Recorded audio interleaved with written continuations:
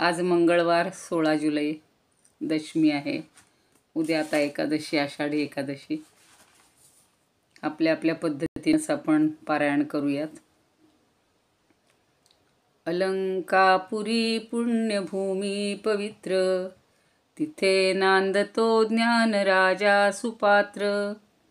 तया आठविता महापुण्यराशी, नमस्कार साष्टांग श्री ज्ञानेश्वरासी.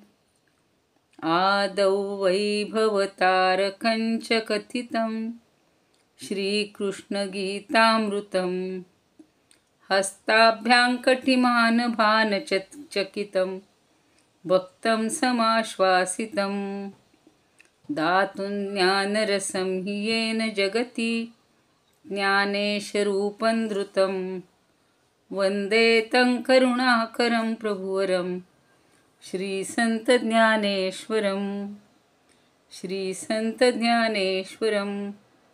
ज्ञानेश्वर महाराज की जय. पंढरीनाथ भगवान की जय. जय तू श्रीकृष्ण, जय तू ज्ञानेश्वर.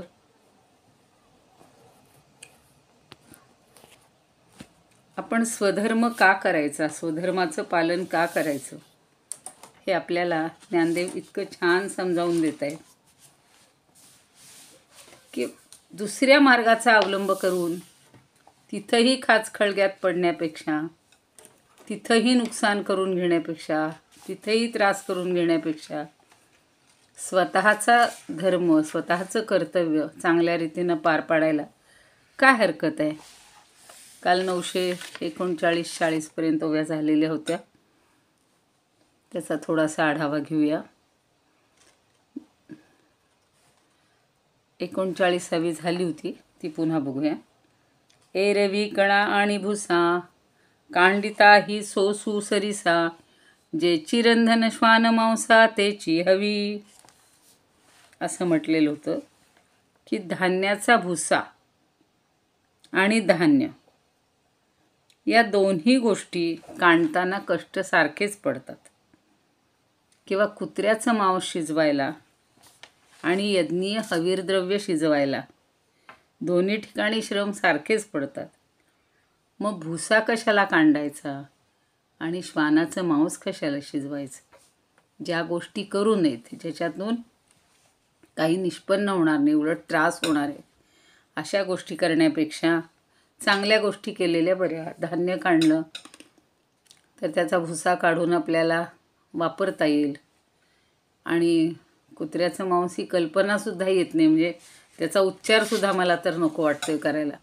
पण ज्या अर्थी ज्ञानदेवांनी एवढा विचार करून त्याचं उदाहरण दिले, ते एवढ्यासाठी की अशा वाईट गोष्टी करण्यापेक्षा, हकनाक गोष्टी त्याच्यातनं आपल्याला नुकसान करून घेण्यापेक्षा हवीर द्रव्य, कुठलाही यज्ञ त्याच्यासाठी, किंवा आपण बघा सणावाराला चांगले पदार्थ करतो, देवाला नैवेद्य दाखवतो, रोजच करतो म्हणा नैवेद्य वगैरे, पण त्यातून जे समाधान आहे, आत्मिक समाधान आहे, आनंद आहे, तो आपल्याला ह्या वाईट गोष्टी करून मिळत नाही. अजून एक उदाहरण दिले बघा पुढच्या 40व्या ओवीत. दधी जळाची या घुसळणा, व्यापार सारिखेची विचक्षणा. वाळुवे तिळा घाणा गाळणे एक. आता पाणी घुसळत बसलं, कितीही वेळ घुसळलं, त्यातून काही लोणी येणार आहे का? हो, नाही. दधी जळाची या घुसळणा. आणि दही, दधी म्हणजे दही, दही घुसळलं तर काहीतरी त्यातून लाभ आहे ना, लोणी निघणार आहे. एक आनंदाची गोष्ट आहे, आपल्याला सत्व मिळणार आहे. आणि पाणी घुसळून काय मिळणार? फक्त हात दुखणार. दोन्हीला कष्ट सारखेच आहेत, म्हणून पाणी कुणी घुसळत बसेल का, बसावं का? किंवा व्यापार सारिखेची विचक्षणा, दोन्हीचा व्यापार सारखाच आहे, कष्ट सारखेच आहेत. कशाला? वाळुवे तिळा घाणा गाळणे एक. आता वाळू जर रगडायची म्हणलं आणि तेल काढायचं म्हणलं, किंवा तिळाचं तेल काढायचं म्हटलं, तर दोन्हीची गाळण्याची क्रिया एकच आहे. पण वाळू कशाला घालायची आणि तिचं तेल काढायचं, आणि त्याचा काही उपयोग आहे का? अगदी पूर्वी अशी म्हण होती, वाळूचे कण ते तेलही वाळूचे कण रगडता तेलही गळे. प्रयत्ने वाळूचे कण रगडिता तेलही गळे. अहो, प्रयत्न केला तर वाळूतनं सुद्धा तेल निघेल, पण ते तेल खाता येईल का आपल्याला? ते पोटाला त्रास देईल की नाही? त्यापेक्षा तिळाचं तेल. आता पूर्वी तिलस्य भावः तैलम, म्हणजे तिळाचंच तेल एवढीच संकल्पना होती. आता इतक्या प्रकारची तेलं निघालीत की काय विचारू नका. आणि पुन्हा त्यात रिफाईंड तेल, आणि सगळे पुन्हा सांगतात रिफाईंड अजिबात खाऊ नका. घाण्यावर काढलेलं जे तेल असतं ते आपल्या शरीराला उपयुक्त असतं. म्हणजे त्याच्यात विटॅमिन्सही चांगले असतात आणि आपल्या शरीराला त्रासही होत नाही. रिफाईंड म्हणजे काय? पुन्हा पुन्हा उकळून त्यांनी काय कशी प्रक्रिया केली असते. आपण जर एखादा पदार्थ तळला आणि तळलेलं तेल राहिलं आणि ते पुन्हा तळलं, त्याच्यात काही किंवा ते वापरलं, तर ते शरीराला त्रासदायक असतं. तसं रिफाईंड तेल आहे. आता इथे त्यांनी वाळूचे म्हटलेलं आहे की वाळूचे तेल काही काढून उपयोग आहे का हो? नाही. पुढं म्हणतात, पै नित्य दहोम देयावया, का सैरा आगी सुवावया, फुंकिता धूम धनंजया सहाणे तेची. आता होम हवन करताना किंवा का सैरा आगी सुवावया, सुवावया म्हणजे लावणं, एखाद्याच्या घराला आग लावणं. त्याच्यासाठी काय आहे? फुंकिता धूम धनंजया, दोन्ही वेळेला धुराचा त्रास होणारच आहे. फुंकत असताना अग्नी प्रज्वलित करण्यासाठी फू फू करून पार असं म्हणतात ना, छातीचा जो हे आहे पिंजरा, तो धाप लागायची, त्याला इतका त्रास व्हायचा. म्हणून दोन्ही वेळेला, म्हणजे होमहवन करण्यासाठी किंवा एखाद्याचं घर पेटवण्यासाठी, घराला आग लावण्यासाठी अग्नी हा फू फू करूनच पेटवायला लागायचा. का सैरा आगी सुवावया, फुंकिता धूमधन सहाणे तेची. मग होम हवनाच्या अग्नीचा त्रास सहन करायला काय हरकत आहे? दुसऱ्याची घरं पेटवायला सुद्धा तेवढेच कष्ट आहेत हो. पण ते करून काय मिळणार आहे? काय पदरात पडणार आहे? किती त्याच्यातून आपल्याला अनुभवातनं ज्ञानदेव आपल्याला बोलत आहेत की अशी दुसऱ्याची घरं जाळण्यापेक्षा होम हवन करा. त्याच्यासाठी अग्नी प्रज्वलित करायला हरकत नाही.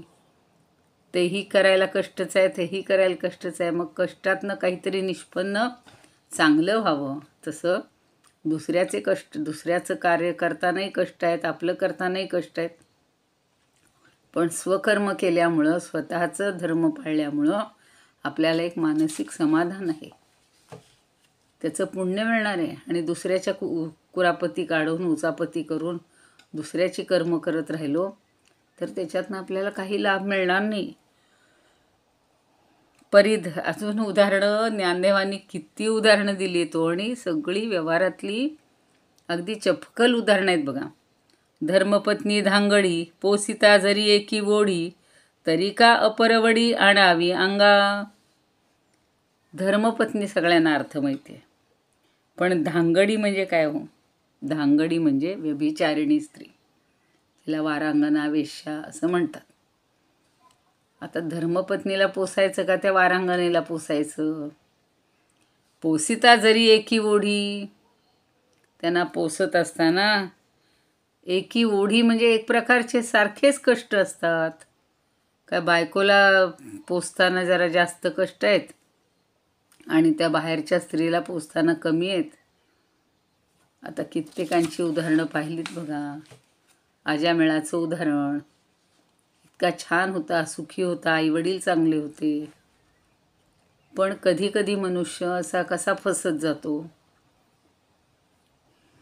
वडिलांनी सांगितल्या म्हणून घरासाठी लाकूड फाटा आणायला गेलाय आणि बाहेर त्यांनी अत्यंत शूद्र जातीच्या मनुष्याचं, त्याहून शूद्र अशा, क्षुद्र म्हणते आता, अगदी हीन जातीच्या स्त्रीशी व्यवहार करताना पाहिलं आणि त्याचं मन बिथरलं आणि घरचं एवढं घरदार, आपली चांगली पत्नी, आपली पोरं सोडून तिच्या नादी लागला. मग सगळं गेलं, हो सगळं गेलं, म्हणजे लयाला गेलं. वडिलांनाच पार अगदी कष्टात राहायची वेळ आली, दुःखात राहायची वेळ आली. म्हणून इथं त्यांनी जे सांगितलंय, तरी का अपरवडी आणावी अंगा, मग आपल्या आयुष्याला असा कलंक कशाला लावून घ्यायचा. म्हणजे आपल्या पत्नीला स्वीकारताना किंवा पत्नीसाठी कष्ट करताना आणि त्या वेश्येसाठी कष्ट करताना जरी सारखेच असले तरी दुसरीला कशासाठी, दुसऱ्याला आपल्या आयुष्यात आणून सामाजिक कलंक लावून घ्यायचं आहे आणि समाज सगळा तिरस्कृत करतो. पूर्वी मला कळायची नाही, 8वीत असताना एक मैत्रीण होती आणि तिनं सांगितलं की आम्हाला वाळीत टाकले, म्हणजे गावातनं बाहेर काढलेले. आता कोणीतरी त्यांच्यातल्या चूक केलेली असेल अशा प्रकारची, म्हणून पूर्वी गावातले लोक बाहेर टाकायचे की त्यांना गावात येऊ द्यायचं नाही, व्यवहार करू द्यायचे नाहीत. तसं आता असं जर दुसऱ्यांच्या नादी लागलं तर त्या पुरुषाला म्हणा किंवा गृहस्थाला काही समाधान मिळेल का? नाही मिळणार. अजून पुढे म्हणतात, हा गा पाठी लागला घाई, मरण चुकेची पाही, तरी समोरला काही आगळन कीजे. आता एखादा जर आपल्या पाठीवर वार करण्यासाठी धावत असला, घाई म्हणजे वार करण्यासाठी, आणि मरण न चुकेची पाही, मग त्याचं मरण चुकणारच नाही आहे. तरी समोरला काही आगळेन कीजे, मग त्यापेक्षा त्यानं समोरच आपल्या जर पाठीवर कोणी घाव घालत असेल, पाठीशी लागला असेल आणि मरण जर चुकणारच नसेल, तर मग आपल्या निधड्या छातीवर ते वार का घेऊ नयेत? म्हणजे त्याच्याकडे तोंड करून, त्याच्याशी सामना करून, 2-4 हात म्हणतात तसं करून जर मरण आलं, पाठीवर वार घेण्यापेक्षा छातीवर वार घ्यावेत, पौरुषार्थ गाजवावा, न घाबरता, हे क्षत्रियाचं काम आहे. आणि असं जर वीर मरण आलं तर ते अधिक पुण्यदायी नाही का?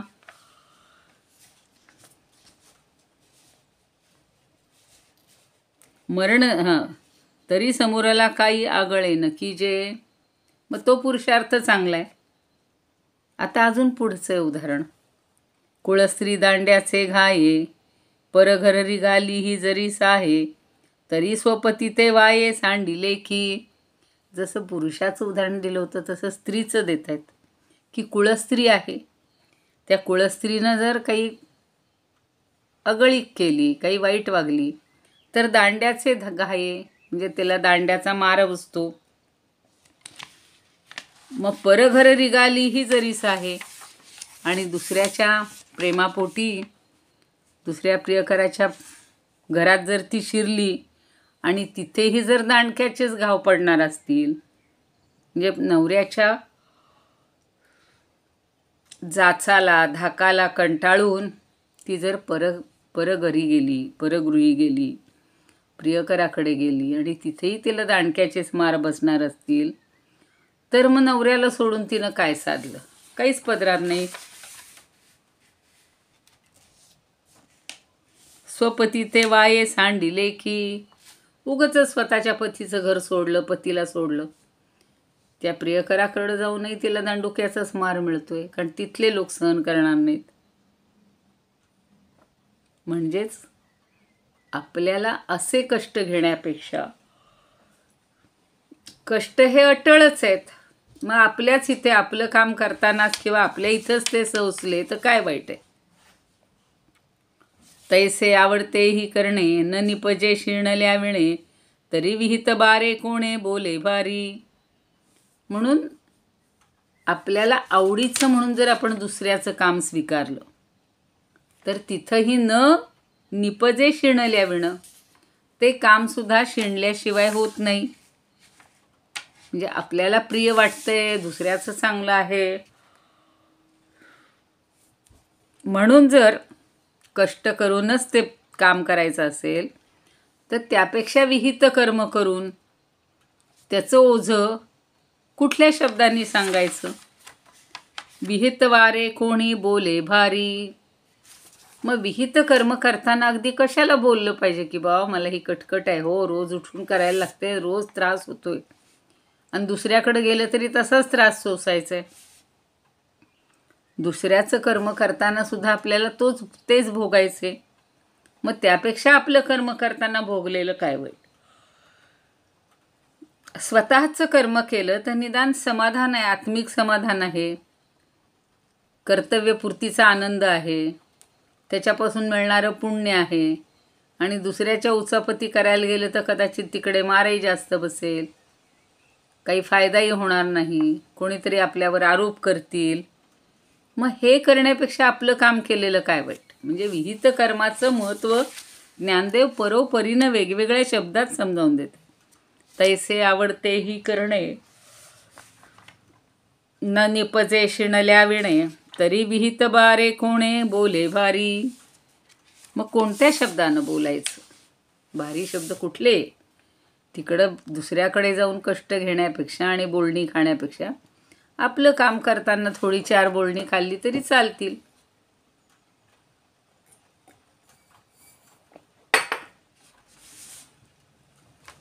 कालपासून ओव्या राहिल्यात त्या बघूया या श्लोकावरच्या. म्हणून या असो कोणतेही कर्म, जरी आधी श्रम पडे तेथे, जरी स्वधर्मेशी चालता वाईट, काय असे त्यात सांगे मज. असो उजू वाट, ह्या कालच्या 3-4 ओव्या होत्या. असो उजू वाट किंवा आड रान, चालायाचा शीण चुके काय. अगदी सरळ वाट आहे, साधी सरळ सोपी वाट, पण तिचा शीण वाटतो आणि मग आडरानानं गेलं तर अधिक त्रास वाटतो. शिळाकीशी दोरी असो डोईवर, शिळा म्हणजे दगड बरं का. ओझ्याचा तो भार सार खाच, तरी वाहताजे धनंजया अंती, मिळेल विश्रांती तेची घ्यावे. असो कोंडा किंवा असो दाणा साच, श्रम सारिखेच कांडिताना, पाहे श्वान मांस रांदिता जो शीण, तोची हविष्यान्न शिजविता. इथपर्यंत कालच्या ओव्या झाल्या. घुसळीता पाणी, आज आता आजपासूनची. घुसळीता पाणी पडती जे कष्ट, तिचं खटपट दह्यासी. गाळीता घाण्यात वाळू किंवा तेळ, श्रम ते केवळ सारिखेच. असो रखेली वा असो धर्मपत्नी, सायास पोषणी एक चिते. पोसण्यामध्ये, पोसणी म्हणजे पोसण्यात. तरी रखेलीस बाळगोनी मग, लावावा का डाग नावा लागी. ती आपल्या घरात ठेवल्यावर आपल्याला आपल्या नावाला बट्टा लावणे म्हणतात, तसा डाग म्हणता येते. डाग लागतो की एवढी चांगली पत्नी, सुविद्य पत्नी, चांगली कुलक्षणी आहे. आपल्या सुलक्षणी असताना ही कुलक्षणी कशाला आणायची ना आपल्याला बोल लावून घ्यायची. होता पाठ लाग चुके ना मरण, रणांगणी बाण लागोनिया, तरी शत्रू सवे झुंजोनी समोर, काबा स्वर्गद्वार गाठावेना. पती ते सांडोनी कुलवती नारी, आणिकांचे घरी रिघालीही, दंडुक्याचा मार तेथे जरी खाय, वृथा नवे काय पती त्याग. तैसा कोणत्याही कर्मी जरी शीण, विहित कठीण म्हणावे का. आता पुढची आहे ओवी, पुढची ओवी बघूया. पुढची ओवी पण छान आहे बघा.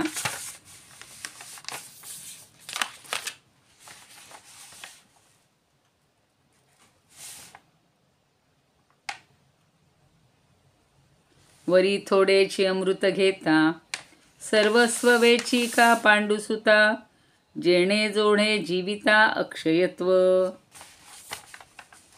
थोडेची अमृत घेता, अगदी अमृताचा एक थेंब जरी प्राशन करायला मिळाला तरी काय होते हो, सर्वस्व वेचोखा पांडुसुता जेणे जोडे जीविता अक्षयत्व. ज्याच्यामुळं आपल्याला अक्षयत्व येणार आहे, म्हणजे क्षय होणार नाही. म्हणून अमृताचा थेंभर सुद्धा प्राप्तीसाठी जेणे जोडे जीविता, सगळं आयुष्य त्यांनी वेचलं. जोडे म्हणजे काय? जोडलं, म्हणजे सगळं आयुष्य जोडलं, म्हणजेच कामाला लावलं, सर्वस्व खर्च झालं, तरी सुद्धा काय होत आहे? अक्षयत्व. अक्षयत्व म्हणजे अमरत्व. अमरत्व प्राप्त होण्यासाठी सगळं आयुष्य जरी खर्च पडलं तरी काय हरकत आहे, पण अमरत्व मिळणार आहे, अक्षयत्व मिळणार आहे. पुढे म्हणतात के येर काह्या मोले वेचुनी, विष पियावे घेऊनी, आत्महत्येसी निमोनी जाई जे जेणे.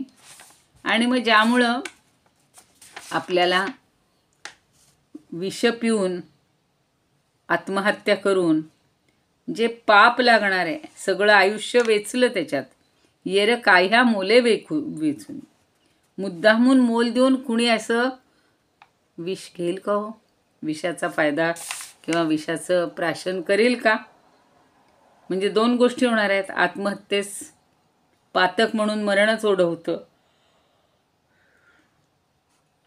लोक म्हणतील अहो एक थेंबर फक्त टेस्ट केली हो आणि गेला तो. म्हणजे ते केवढ्याला पडलं आणि पैसे देऊन. आता कशा काय ही विषयासमान काय काय आहेत?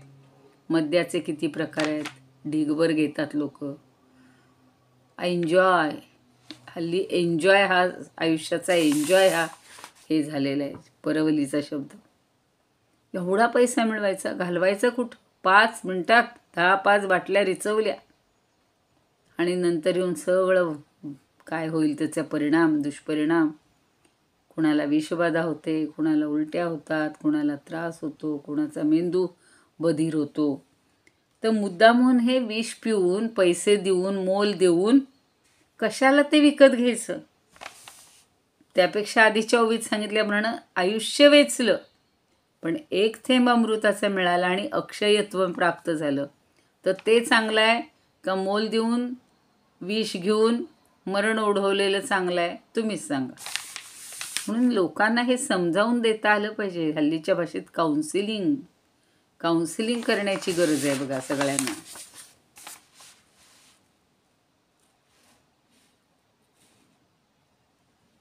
तैसे जाचुनिया इंद्रिये, वेचुनी आयुष्याचे निधिये, साचला पापिया न आहे दुःखा वाचुनी. तैसे जाचुनिया इंद्रिये, जाच म्हणजे कष्ट, तशा त्या प्रकारे इंद्रियांना कष्ट देऊन वेचुनी आयुष्याचे नि दिवे. दिवे म्हणजे दिवस, दिवे म्हणजे लावतो पेटवतो ते दिवे नव्हेत. तर आयुष्याचे दिवस कशासाठी खर्च करायचे? आणि साचला पापी आन आहे दुःखा वाचुनी. आणि त्या साचलेल्या म्हणजे साठवलेल्या, पापी म्हणजे त्या पापांनी, एका दुःखा वाचुनी, दुःखाशिवाय काय पदरात पडणार आहे? इंद्रियांनाही काबाड कष्ट द्यायचे, आयुष्याचे दिवस खर्च करायचे आणि सगळी पापं साठवायची आणि त्या पापामुळं सगळी दुःखच पदरात घ्यायची. मग ते घेऊन काय फायदा आहे? वाल्याचं आठवतं लगेच आपल्याला उदाहरण. आणि वाल्यासारखे अनेक सध्याच्या काळात वाली आहेत. वाल्मिकी त्यातनं व्हायला पाहिजेत, पण आता कोणी नारदच भेटत नाहीत ना. म्हणजे क्षणिक सुखासाठी सगळ्या इंद्रियांना मोकाट सोडून द्यायचं, आयुष्याचे दिवसही खर्च आणि पापाचे घडे भरत राहायचे. पापाचा घडा साठत राहतो, भरत राहतो. मग शेवटी काय मिळतं? दुःखच दुःख. पदरी फक्त दुःख मिळतं. कुणीही कबूल होत नाही तो हे अशा प्रकारचं दुःख सहन करायला किंवा पाप सहन करायला. साचला पापी आन आहे दुःखा वाचुनी. त्याला काय आहे शेवटी? दुसरी काही हेच नाही आहे. पापासाठी दुःखा वाचून पदरी काय पदरात मिळणार आहे. म्हणून करावा स्वधर्मू, जो करिता हिरोनी पे श्रमू, उचित देईल परमू पुरुषार्थ राजू. आणि म्हणून काय करायचे, श्रमाचं निवारण करण्यासाठी स्वतःचा स्वधर्म करायचा. म्हणजे ज्याचं आचरण केल्यानंतर आपल्या श्रमाचं निवारण होईल असा स्वधर्मच आचरावा. म्हणून करावा स्वधर्मू, जो करिता हिरोनी घे श्रमू. जो केल्यामुळं आपले श्रम कमी होतात, श्रम हिरावून घेतले जातात. असा हा स्वधर्म पालन करायचं आहे. दुसऱ्याच्या उचापती, दुसऱ्याचे श्रम, दुसऱ्याची कामं मुळी स्वीकारू नयेत. त्यापेक्षा लोक म्हणतात, अहो तुम्हाला इथे किती 4 आणे मिळतात, त्या काळचा हिशोब आहे.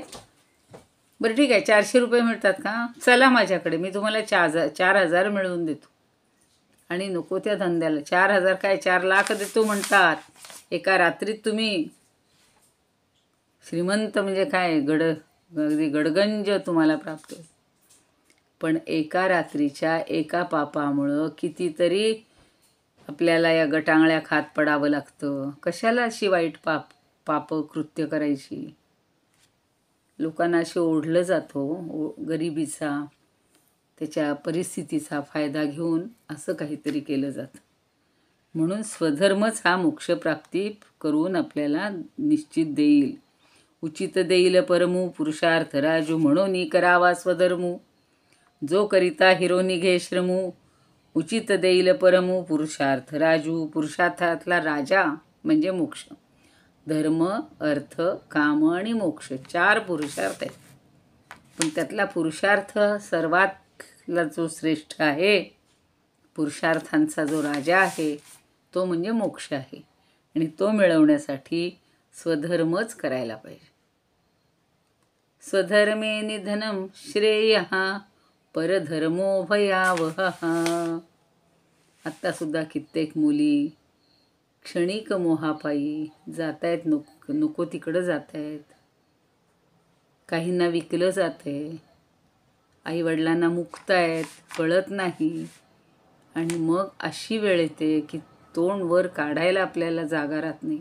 मग पुन्हा करायची आत्महत्या, म्हणजे अजून एका पापात. हे सगळं मुलींचंच नाही, मुलंही तशीच वागत आहेत. कारण स्वधर्म काय आहे हाच कळत नाही हो. माझं कर्तव्य मी काय करायला पाहिजे. म्हणून म्हणलं ना, आमच्या किंवा आपल्या पिढीतल्या लोकांना कसं असायचं, आईवडिलांना कष्ट नकोत, आईवडिलांना आपल्या हातून काहीतरी सुख मिळायला पाहिजे. आणि आता त्याच्या विरुद्ध नवी पिढी आहे, त्यांना वाटतं आईवडिलांनी काय केले, आम्हाला तर कष्टातच वाढवलं, आम्हाला कामच करायला लावली. कारण आपल्या मुलांना तर रात्री कष्ट पडले, आता ते त्यांच्या मुलांना काडी इकडची इकडं करू नका म्हणतात, का तर यांना कष्ट पडले. मग आपण तर केवढे काबाड कष्ट केले, आपल्या आधीच्या पिढीनं तर किती केले. ते कधी म्हणायचे का आम्ही एवढं करतोय, आम्हाला थोडं सुख पाहिजे, नाही. परवाच बघा ते पाहिला एक किस्सा की वडील बिचारे कष्ट करून अगदी 5 मिनिट बसलेत, तर मुलगा येऊन म्हणतो, दिवसभर नुसते बसून राहताय आणि मला किती कष्ट करावे लागतात. आणि म्हणे तुम्हाला एवढी छोटी छोटी कामं जमत नाहीत. ऐकून घेतात आणि नंतर सांगतात, अरे आयुष्यभर राबलो तुझी आई आणि मी, एका कधी दमडीचे आम्ही सुख घेतलं नाही. सगळे पैसे तुमच्यासाठी साठवून रिटायर झाल्यावर रे एवढं मोठं घर घेतलं, तुझ्यासाठी घेतलं घर, आणि तू त्याच घरातनं मला हाकलून देतोयस. ठीक आहे, स्वधर्म, ज्याचा त्यांनी स्वधर्म केला त्याला समाधान मिळाले. पण स्वतःचा स्वधर्म मुलं पाळत नाहीत, तो मुलांनी पाळलाच पाहिजे. आता पुढं सांगतायत बघा, या कारणे किरीटी स्वधर्माची ये राहटी, न विसंबिजे संकटी सिद्ध मंत्र जैसा.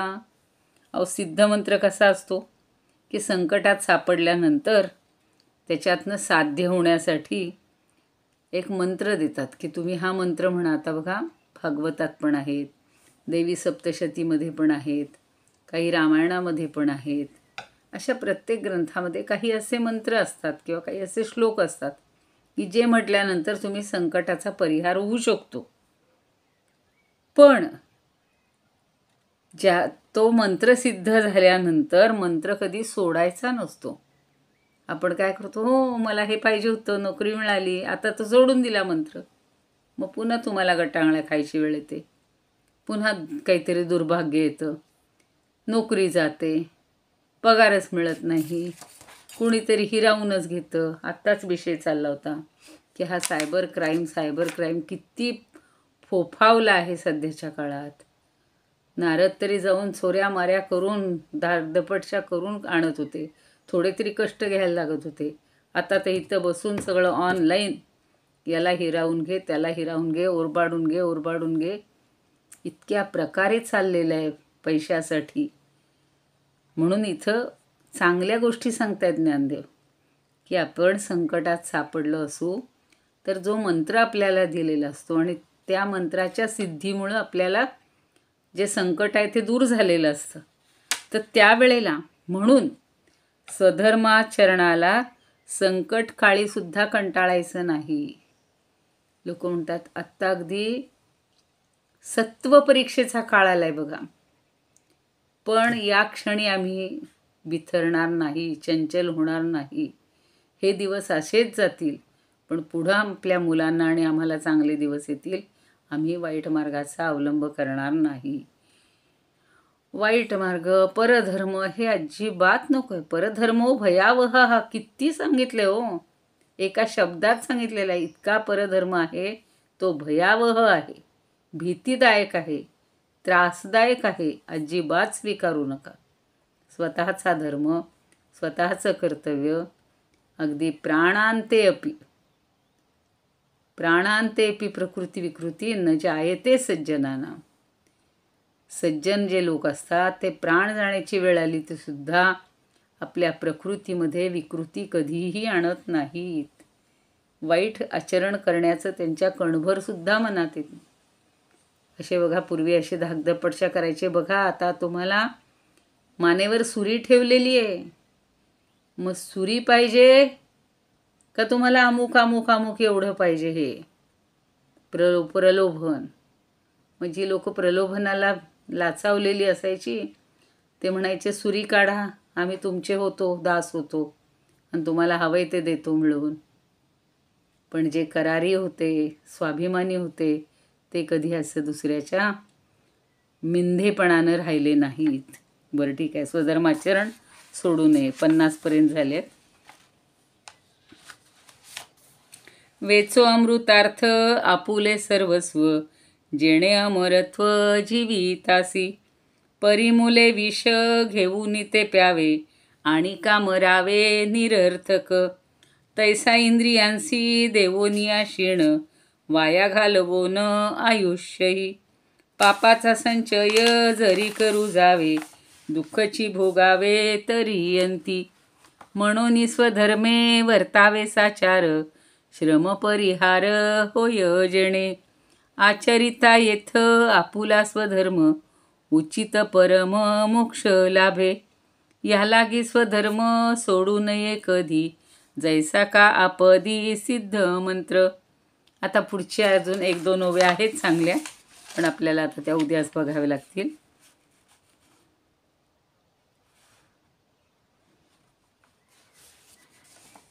आहेत अजून 3, 4, 5 आहेत, बघूया पुढचा श्लोक उद्याला आणि त्या 5-6 ओव्या. इदमुपकर्तुं भुवन मंडलम, समुदितमिव भास्करम. सादरम वंदे ज्ञानेश्वरम. त्रिभुवन माता भगवद्गीता, लोकमंगला लोकविश्रुता. लोकहितं संततं ध्यायता, येन ज्ञानेश्वरी विरचिता.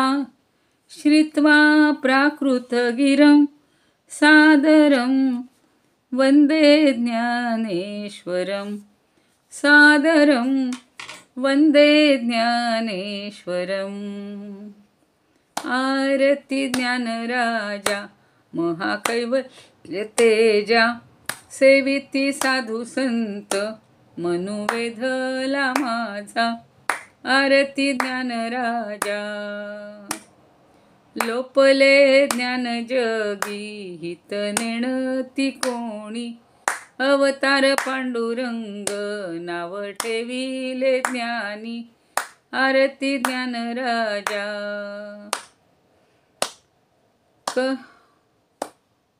प्रगट गुह्य बोले, विश्व ब्रह्मची केले, रामा जनार्दनी पायी मस्तक ठेविले। आरती ज्ञानराजा महाकैवल्य तेजा, सेविती साधू संत मनुवेधला माझा। आरती ज्ञानराजा ज्ञानेश्वर महाराज की जय, पंढरीनाथ भगवान की जय। जय तू श्री कृष्ण, जय तू ज्ञानेश्वर।